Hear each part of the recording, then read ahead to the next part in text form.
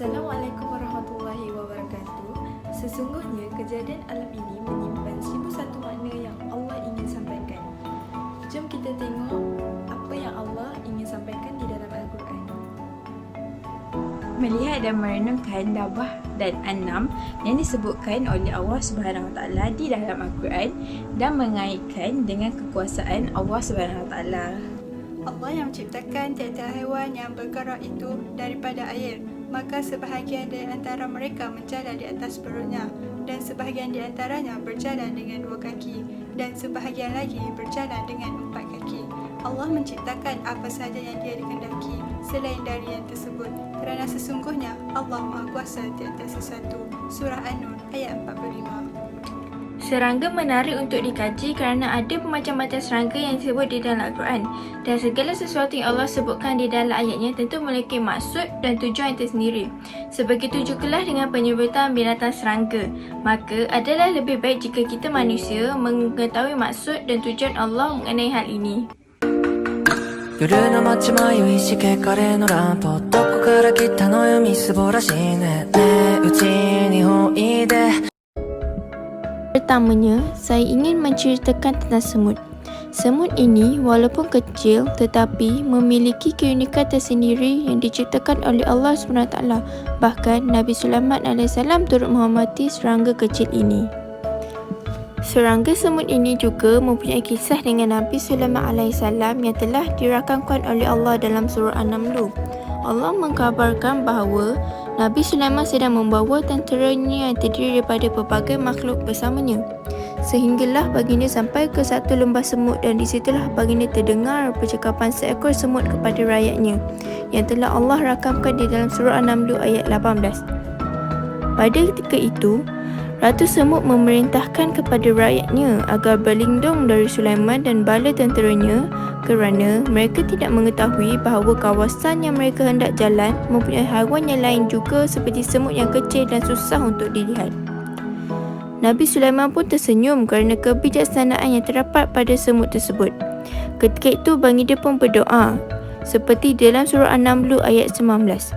Nabi Sulaiman meminta kepada Allah Ta'ala untuk diberikan kesyukuran yang berterusan kerana telah diberi pelbagai kelebihan dan nikmat yang tidak semua makhluk perolehi. يوم يكون الناس كالفراش المبثوث Tahukah anda bahawa kupu-kupu dan rama-rama adalah 2 spesies serangga terbang yang berbeza?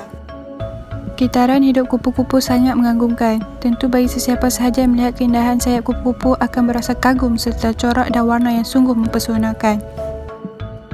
Anak-anak telah Allah ceritakan dalam Al-Quran, iaitu surah Sabah, surah yang ke-34 ayat 14. Telah kami tetapkan berlakunya kematian Nabi Sulaiman, tidak ada yang menunjukkan kepada mereka tentang kematiannya melainkan anak-anak yang telah memakan tongkat baginda.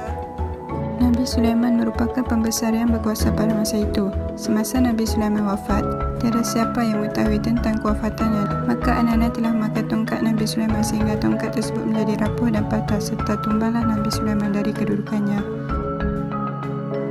Nyamuk. Nyamuk mempunyai 48 gigi dan memiliki 100 mata di kepalanya serta memiliki 3 jantung di dalam tubuhnya. Di dalam surah Al-Baqarah ayat 26, Allah telah menyebut tentang nyamuk ini. Jika semut ada kisah dengan Nabi Sulaiman, begitu juga dengan nyamuk.